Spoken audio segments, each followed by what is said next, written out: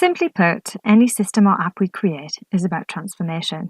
We take raw data, find the patterns, and transform it into something meaningful. We do this either with algorithms to find patterns in numbers, or to count words to interpret texts, such as the complete works of Shakespeare, and find new meaning in them. Or we organise the content that we have in new and different ways to discover new insights. None of this behaviour is new, as humans have long studied the movement of the stars and planets and the weather in order to make sense of the world, so that we feel like we have some control over it. In society, we study the pattern in people's behaviour, in their relationships, in games, and in business, so that we can find insight to help us win.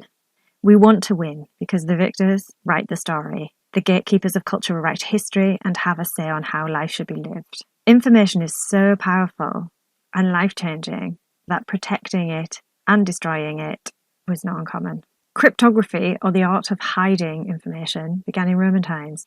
Emperors would tattoo messages on their slaves' heads and let their hair grow over it before sending them off to deliver the message. And in South America, enslaved Africans would braid their hair in curves to communicate escape routes.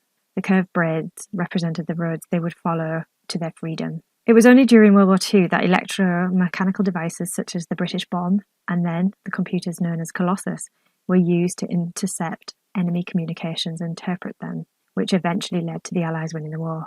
40 years later, with the advent of the World Wide Web, given that information had been so powerful and so precious, the main question was, who's going to share information for free? Turned out everybody would. And so data has been freely shared in the form of huge data sets, music, videos, books, films, news, and so on. Nowadays, we have so much information that we are building data centers in the Antarctic, as we are still buying into the idea that all information online is so important, we have to store it all. The plus side is that it's free for anyone to gather together and interpret. So let's take a look at what data we need for the app that we are designing.